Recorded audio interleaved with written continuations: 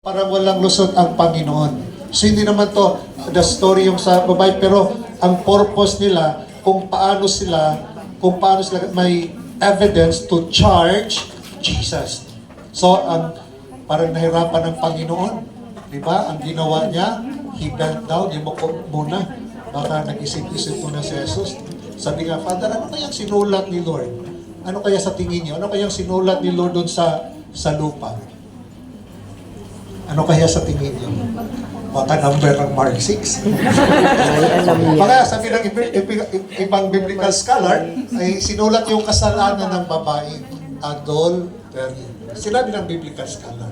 Pero ang sabi ng Panginoon, okay, kung gano'n yung gusto nyo, sabi niya, let the one among you who is without sin be the first to throw a stone at her. Kung wala kayong kasalanan, o sige, batuhin nyo.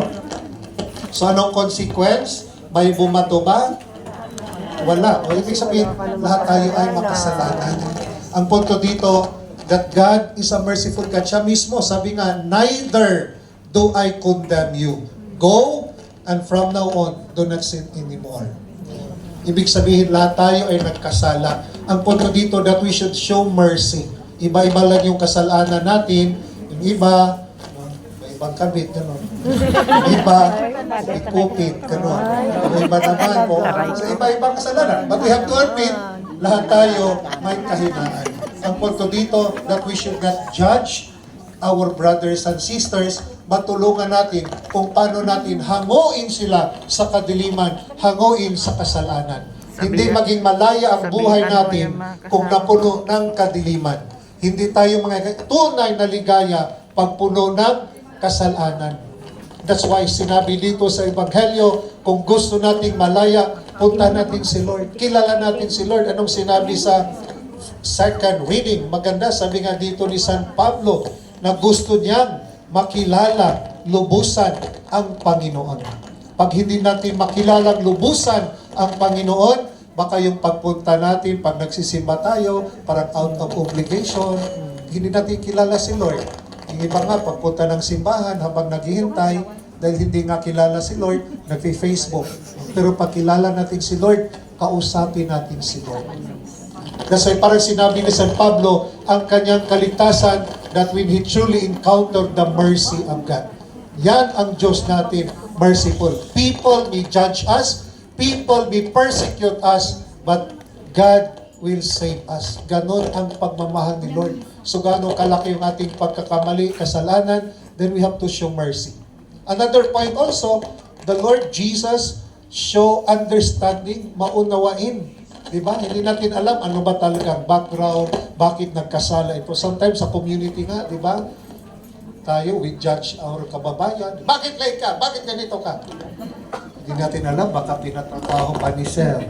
Nilakad pa yung aso. Sometimes bago ka magsalita, try to be more understanding. Okay? Do not judge. Bakit ka ganyan? Bakit ka ganyan? Yan na, hindi mo na may problema sa Pilipinas. But si Jesus showed understanding. Sana marunong tayong umunawa. At ganun din sa kababayan natin or sa paglilingkod. Or I'm sure yung mga staff natin sa konsulado na stress na sa inyo. Kasi kayo hindi kayo marunong umunawa. Lagang reklamo, kung reklamo ka, reklamo. But I think we need show more understanding. Lahat tayo gustong maglingkod, mag-serve. But sometimes, may personal problem din tayo, di ba? Sa pamilya, sa trabaho, yung iba nga sa bangko, bukas tatawag na yun. Ang punto dito, let us imitate Jesus, let us imitate, show more understanding. Marunong tayong umunawa sa kapwa. Okay? Kasi lahat tayo, one family of God, no? One people of God. And sometimes nakakalungkot nga dito sa Hong Kong, we are divided at away-away pa tayo. But the Lord, in today's gospel, the Lord reminds us, learn to be more merciful. Remember, Jesus said, be merciful as your heavenly Father is merciful. That ang tunay namang merciful ay parang binigyan ng opportunity. Tulad ng babae ito, bigyan ng opportunity na mabago. Nilimot ni Lord ang kanya, hindi nga binanggit ni Lord yung kanyang kasalanan. Hindi nga sinabi ni Lord, ilan ba yung lalaki mo? Wala naman, di ba? But the Lord, binigyan siya ng opportunity na magbago. That's why, ang pagbabago natin walang iba. Only just follow the Lord. Kilala natin. We have to encounter the Lord. Now we have to meet the Lord through our prayer. At walang imposible kay Lord. Babaguhin tayo kay Lord. Sabi mo sa katabi mo, walang imposible kay Lord. Walang imposible kay Lord. Babaguhin tayo ni Lord. Babaguhin tayo ni Lord. That's why, ito ngayong this the reason bakit siya ay bumaba. No? Nandito siya, nagpapakasakit para hanguin tayo sa kadiliman, para magkaroon tayo ng tunay na kalayaan. Pag wala ang Diyos sa buhay natin, we will never experience yung light, yung liwanag. But only the Lord, only Jesus say pa. Sabi nga, parang ano mo yung punto dito ng second reading? Parang sinabi ni San Pablo na hindi nga yung batas ang nagligtas sa kanya. Ang nagligtas sa kanya, yung Panginoon, yung crucifixion. Okay? That's why, after 2 weeks, di ba, mag-Holy Week na tayo. Sana, try to spend more time in prayer. God is a merciful God. Pero, kailangan natin ng participation. Gusto ni Lord, ilagtas ka. But you have to participate. Diba, sabi ng ating catechesis, God will save you. God will not save you without you. Ibig sabihin, gusto ni Lord, iligtas ka. Pero, tulungan mo rin yung sarili mo. Allow the Lord. Samahan natin si Lord para sa ating kaligtasan.